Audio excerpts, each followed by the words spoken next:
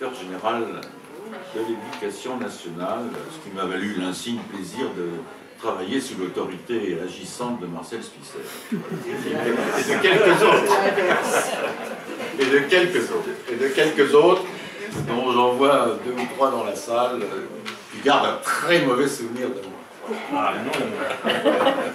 Alors, donc, ce livre est dans une continuité, vous avez compris, de recherche, bien entendu, d'enseignement, bien entendu, mais aussi une espèce de continuité d'engagement. Et je vais y venir maintenant. Au fond, historien de métier, universitaire, CNRS, on peut accumuler les badges tant qu'on en veut, tant qu'on peut en avoir. Nous avons fait, enfin en tout cas ma génération, a fait de l'histoire de la France, sans aucun problème.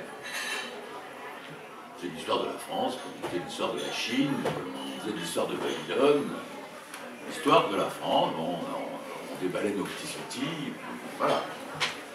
On faisait nos thèses, on ne les faisait pas, on les faisait bien ou mal, peu importe, on enseignait, bon.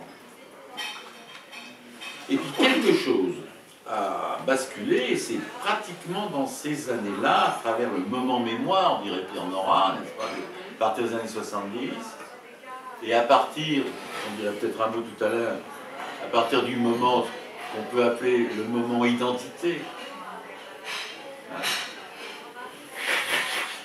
début de ce XXIe siècle, voilà. Nous a été posée la question de l'histoire de France, quasiment avec des tirets entre histoire de et France. Au moment même, et ce n'est pas un hasard, où l'acception de la personne France se remet en question. C'est normal. On réagit tout de suite, c'est comme le papier qu'on plonge dans la... dans la mixture chimique pour voir si c'est vert ou rouge, ou pas, ou si comment ça se colore.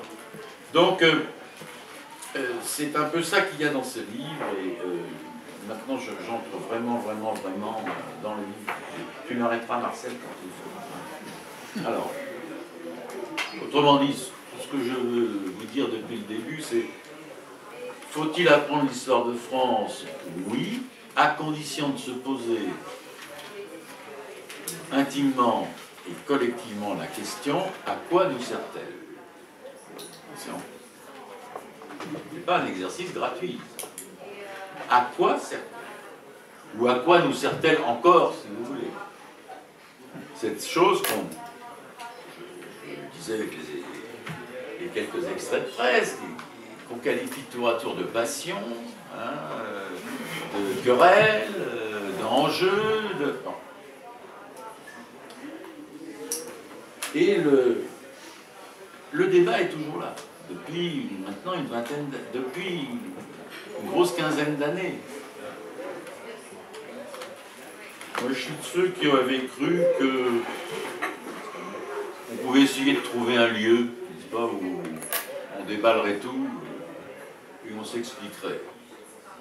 Ça s'appelait de 2009 à 2012 une maison de l'histoire de France.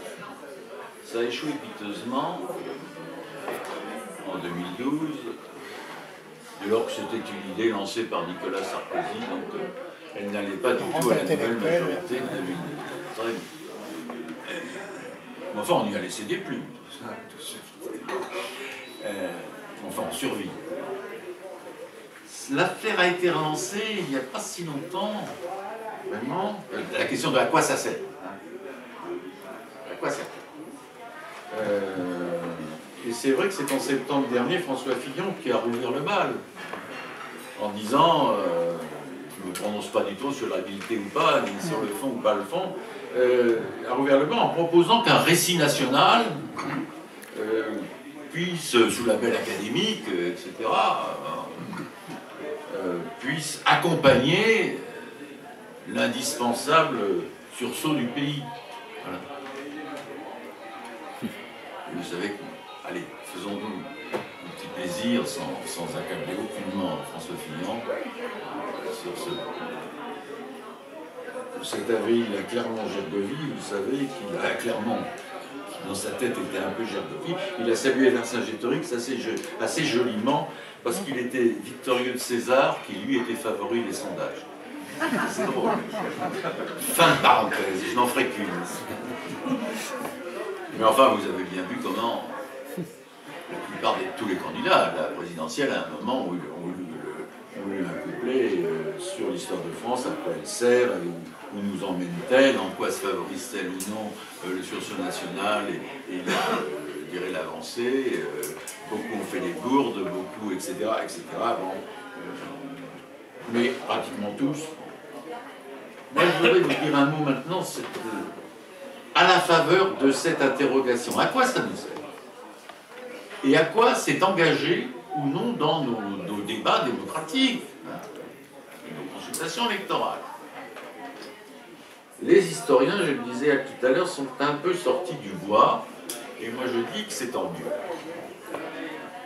Et que, plutôt que la querelle stérile à répétition ou stéréotypée à répétition, il vaut mieux que des historiens qui ont du biscuit, qui ont du bagage, qui ont des choses nouvelles à dire, eh ben les disent. Hein. Et après, on en fait son miel ou pas, mais en tout cas, les choses sont...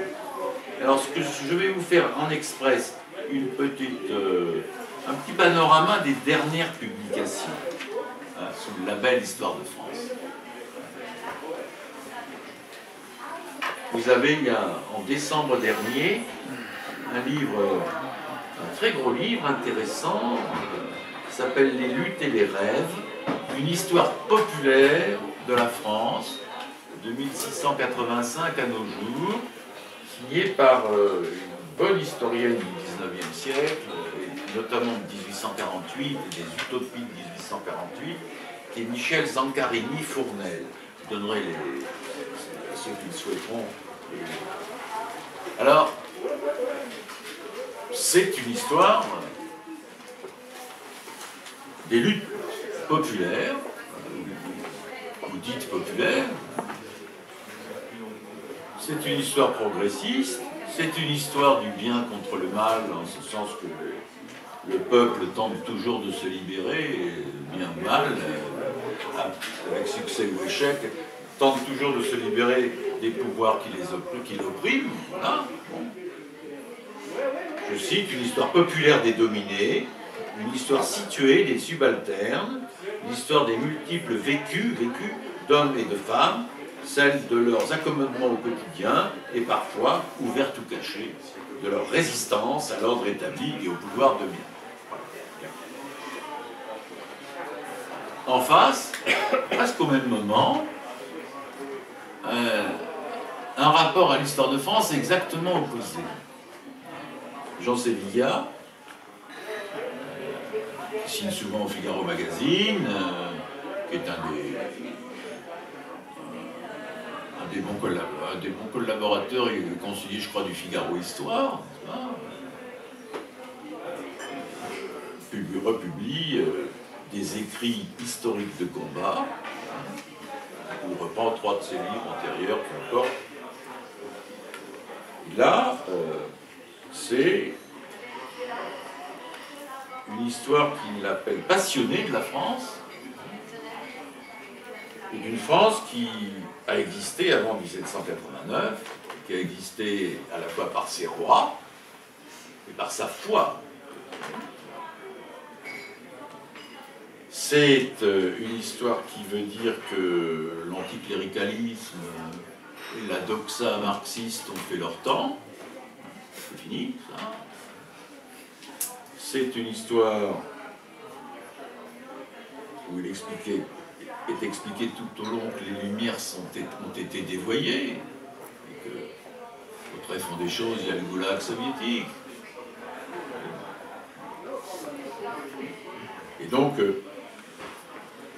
cette histoire de partage et d'adhésion à un héritage qui intègre les nouveaux venus à doses raisonnables, et qui admet que néanmoins que, je cite, un citoyen français, quelle que soit sa généalogie personnelle et la couleur de sa peau, est spirituellement un descendant des Gaulois. À cause des gauloiseries. À cause des gauloiseries. N'importe quoi. Alors, vous avez les deux opposés. Ce qui est nouveau, c'est que ça n'est pas du vent. C'est inscrit dans des vrais travaux, d'un côté comme de l'autre, dans des vrais travaux, dans des vraies avancées, sur tel et tel point, hein, et que il y a du savoir derrière tout ça. Il n'y a pas que la litanie rabâchée, hein, quelle qu'elle soit. J'en viens, bien d'autres exemples qu'on pourrait donner, mais j'en viens à ce qui est actuellement le succès de librairie, l'histoire mondiale de la France, dirigée par Patrick Boucheron, et qui est un succès. Cette affaire est en train de friser les 70 000 exemplaires. Hein.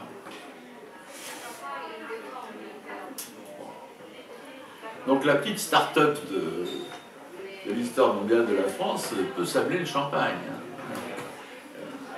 Succès en librairie, très bon rapport, très bon renfort médiatique. Autrement dit, l'affaire est réussie. Nous allons faire la nique à Laurent Deutsch et à Stéphane Bern.